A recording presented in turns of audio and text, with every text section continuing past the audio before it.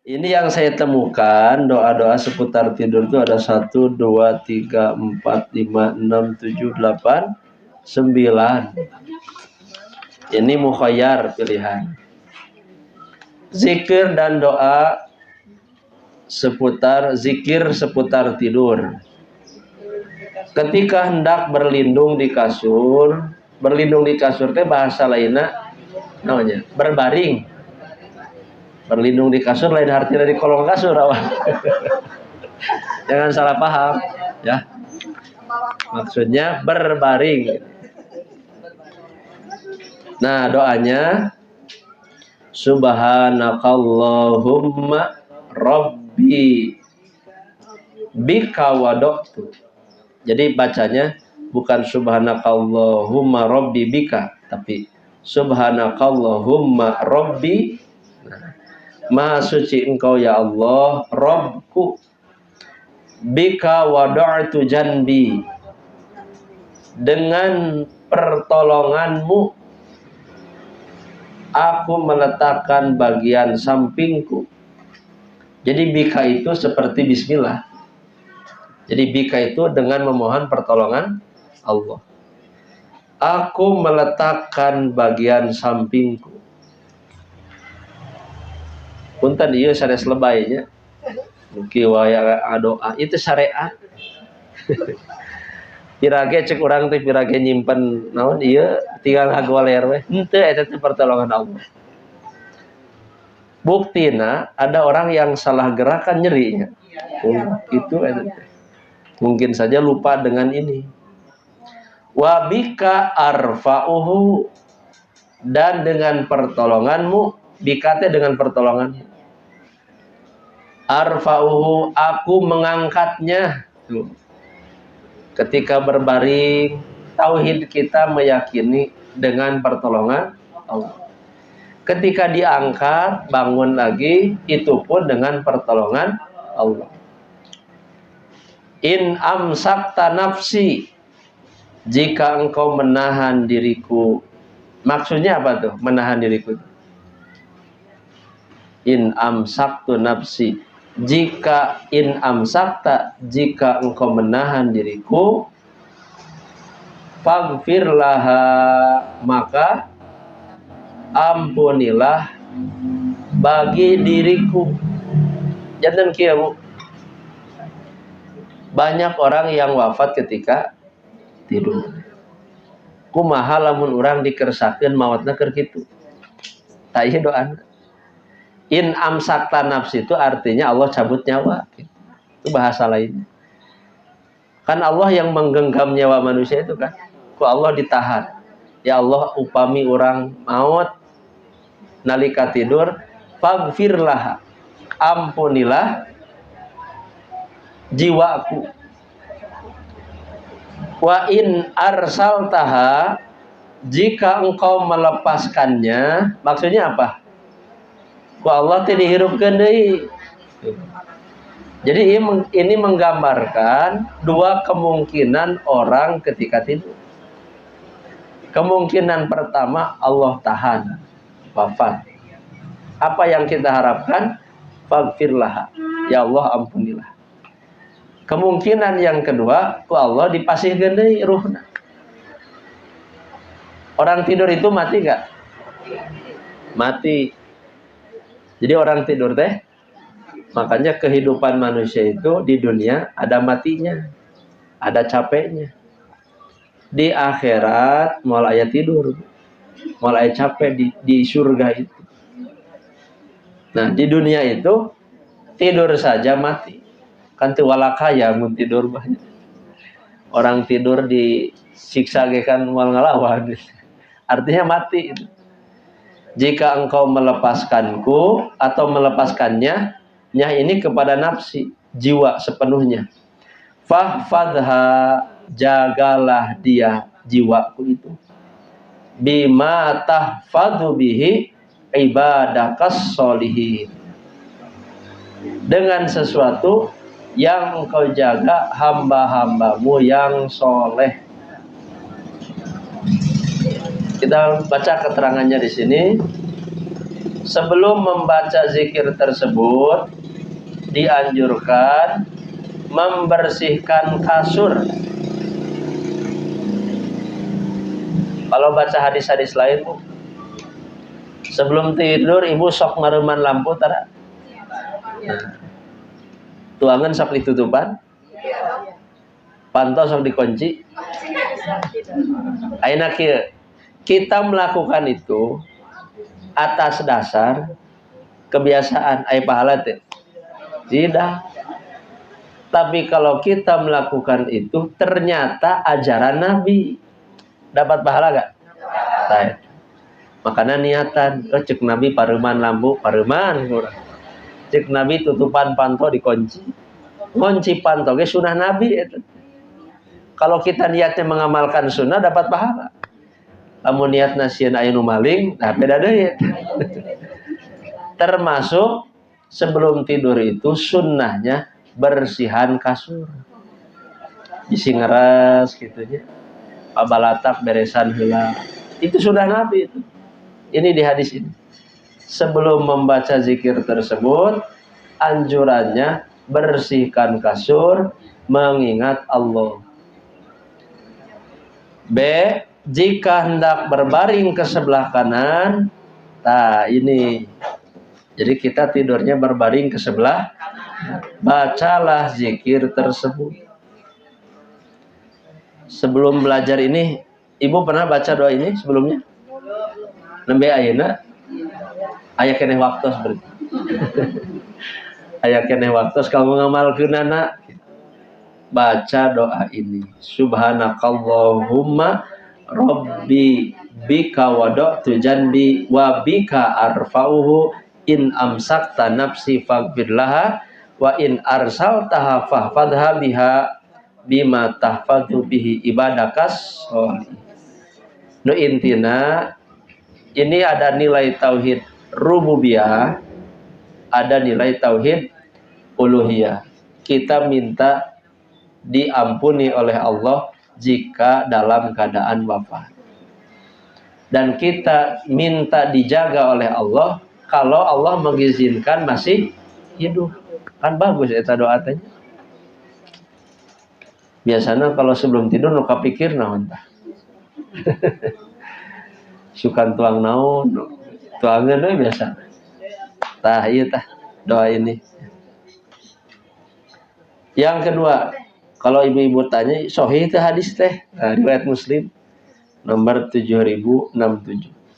Jadi sengaja saya cantumkan nomor agar tidak ragu bahwa ini hadis sahih Muslim. Dua, alternatif bacaan lain, satu lagi ya, dua heula. Dari berapa tadi? 8 ya, 9. Allahumma aslamtu wajhi ilaik. Ya Allah, aku pasrahkan. Islam itu kan berpasrah, memasrahkan, menyerahkan wajahku kepadamu. Wa fawwadtu amri ilaik. Aku serahkan urusanku kepadamu. Wajah diserahkan ke Allah, urusan diserahkan ke Allah. Makanya kenapa urusan manusia tara beres? Rarasaan manusia teh punya tenaga untuk membereskan. Ada doa ya hayyu, apa Bu ya? Ya hayyu ya qayyum bi rahmatika astaghis aslih li sya'ni kullahu wala takilni ila nafsi torfata. Ya Allah, jangan kau bebankan urusanku walau sekejap mata. Sing yakin urusan orang teh beresna ku Allah. Sama ini maknanya. Fawwadtu amri ilaik. Aku serahkan urusanku kepadamu.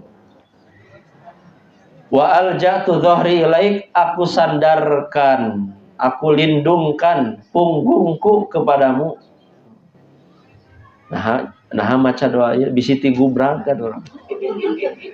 Tidak sadar kan kertidur. Siti kubrag kumang doana ngarah ti di kubrag tah aya wa alja'tu zohri ilaih rogbatan wa rohbatan ilaik, dengan perasaan senang dan perasaan takut kepadamu.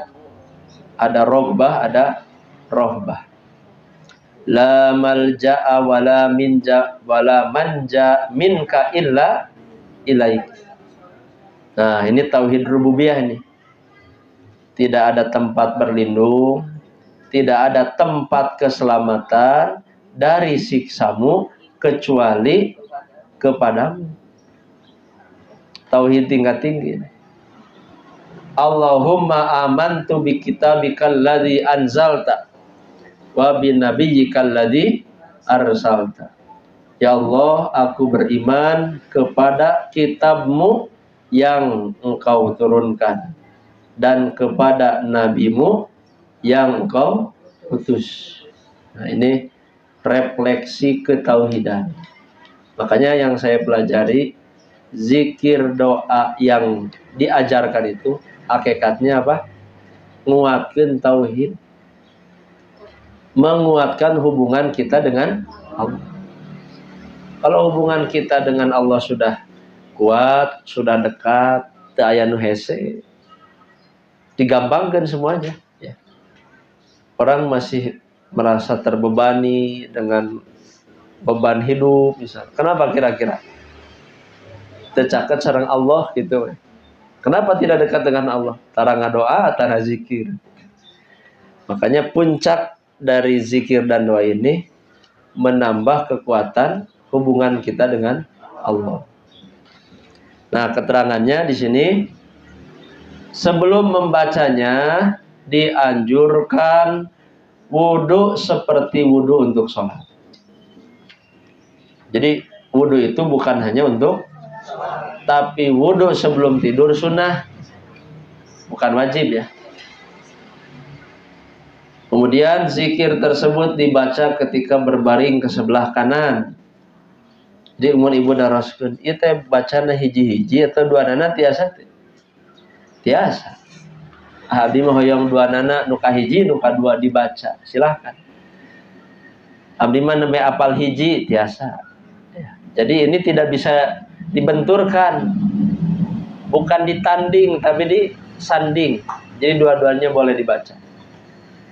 Yang ketiga, C, orang yang membaca zikir tersebut wafat pada malam itu, maka wafat dalam keadaan fitrah, bersih.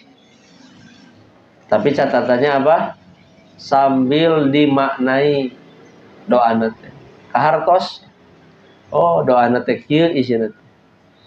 Yang saya baca dalam hadis lain, Sayyidul Istighfar ibu hafal ya. Allahumma anta, dikersakeun urang maot dinten eta maca Sayyidul Istighfar, yakin isinya asup surga. Itu jaminannya. Nah, sama berdoa ini sambil kita yakin, paham, mengamalkan, jaminannya surga. Wafat dalam keadaan fitrah, tidak ada dosa. Jadikanlah zikir tersebut sebagai akhir yang diucapkan. Hadis riwayat Bukhari nomor 247 dari Al-Bara bin Azib. Jadi kalau mau urutannya yang tadi dulu, tadi itu terakhir. Hari nu bismika sah teh. Kumaha bacana bismika? Nah, itu yang di halaman 71 Bu ya. Nah, bismika amut wa ahya. Kurang biasanya? Nah, ada riwayat itu. Yang saya baca memang ada dua riwayat. Jadi ada amut wa ahya, ada ahya wa amut. Dua-duanya sahih. Tapi kalau melihat urutan Quran, memang manusia itu awalnya mati. Wa kuntum amwatan fa ahyakum summa yumitukum summa yuhyikum. Dua kali mati, dua kali hidup. Kita sudah mati yang pertama. Mati yang pertama itu tidak ada, belum hidup. Kita sedang hidup yang pertama sekarang, kita akan mati yang kedua, nanti hidup yang kedua. Summa ilaihi turja'un. Kemudian kembali kepada Allah. Cekaplannya dua heula. Kantun diapalkeun. Bulan payun bisa dites. Bisa hebat terusan, boleh gak dibacanya sambil buka buku? Silahkan. Silahkan, sah. Demikian barangkali kalau ada pertanyaan. Assalamualaikum Ustaz. Saya tanya Ustaz, di dalam kehidupan sehari kita itu kan kita dipantau oleh Allah dalam setiap gerak. Boleh. Udah gini rusak di rumahnya. Gimana Bu? Dalam kehidupan sehari itu kita dipantau oleh Allah dari semua gerakan dari awal sampai akhir. Nah, kadang-kadang selama sholat Ustaz suka kadang-kadang kan kita itu harus ditatap oleh Allah gitu kan. Nah, secara konsentrasi kita kepada Allah seperti apa gitu kan? Ada gangguan aja Ustaz dalam sholat utamanya. Cara khusyuk dalam sholat agar kita lebih fokus konsentrasi kepada Allah. Tanya, enggak ditampung heula gitu. Yang redaksi barusan doa mau tidur, Allahumma aslamtu wajhi. Nah, saya baca di buku yang lain wajhinya jadi nafsi, Ustaz. Ya. Itu gimana? Terus sekarang itu kan banyak share-share tentang masalah Palestina dan Gaza ya Ustaz ya.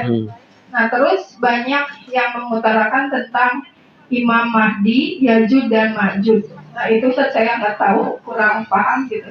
Terlalu jauh itu. Ya. Dua cekapnya. Cekap dua. Yang pertama tadi Allahumma aslamtu nafsi. Jadi ada dua redaksi ya. Ada nafsi, ada wajhi. Secara maknanya sama.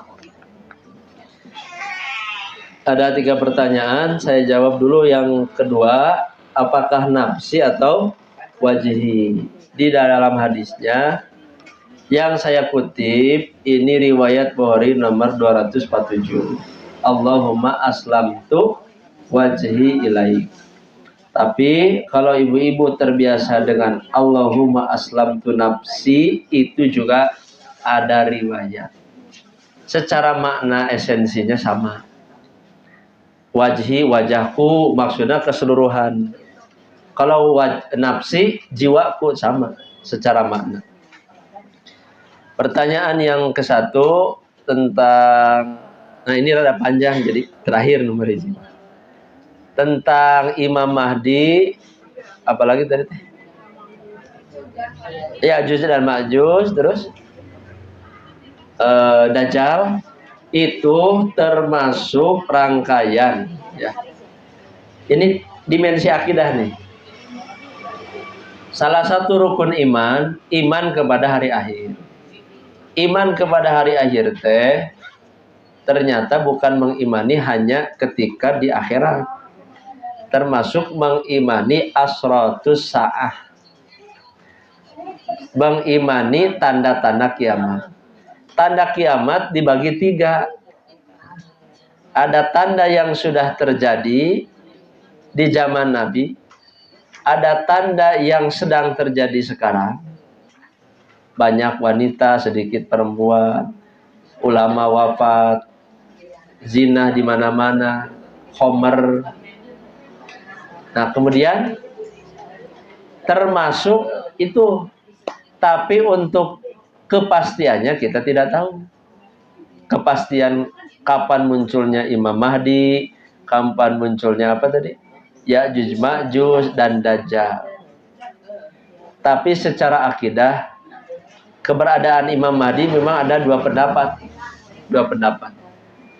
Yang kita yakini kemunculan Nabi Isa dan juga kemunculan Dajjal.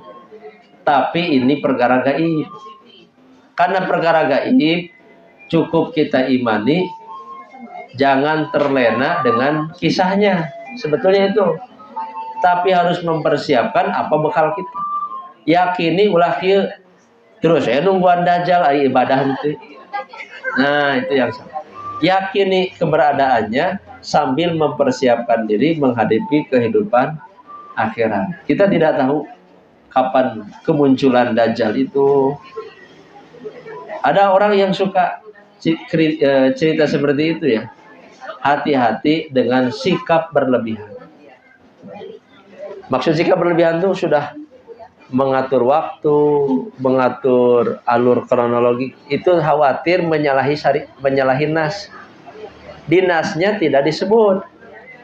Kita cukup mengimani secara ijmali, secara global.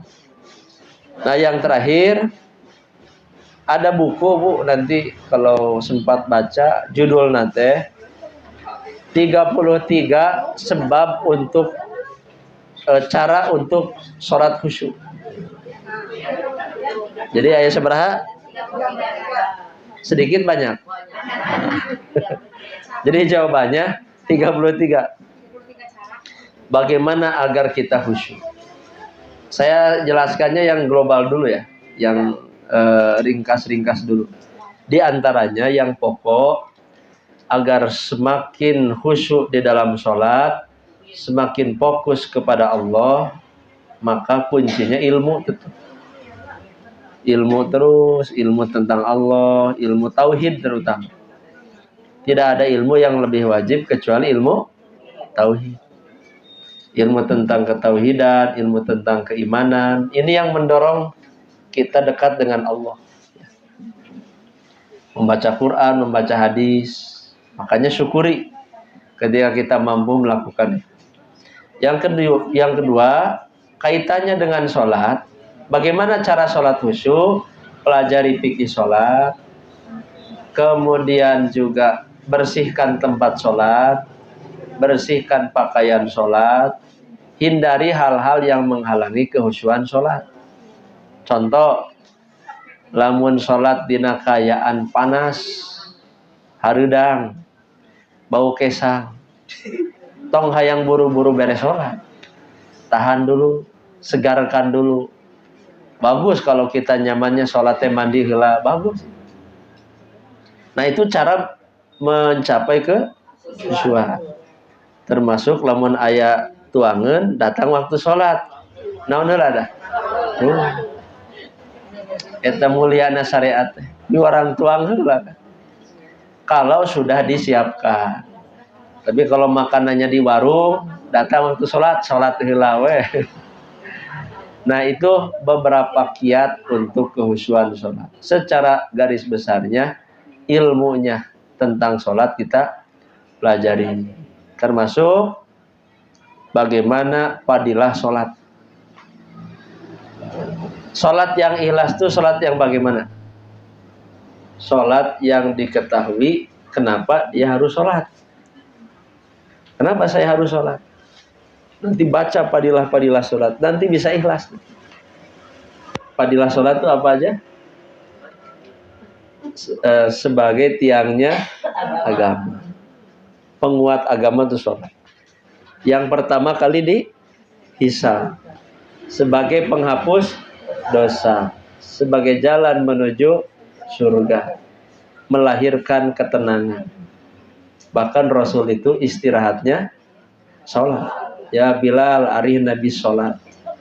Istirahatkan kami dengan sholat. Itu Rasul. Nah, maka secara umum pelajari fikih sholat. Barangkali itu dulu yang bisa dibahas. Mudah-mudahan jadi manfaat bagi kita semua. Menjadi penguat keimanan dan amal soleh kita di hadapan Allah Subhanahu wa ta'ala. Rabbana atina fid dunya hasanah wa fil akhirati hasanah wa qina adzabannar. Aqulu qawli hadza wa astaghfirullah li wa lakum. Wassalamualaikum warahmatullahi wabarakatuh.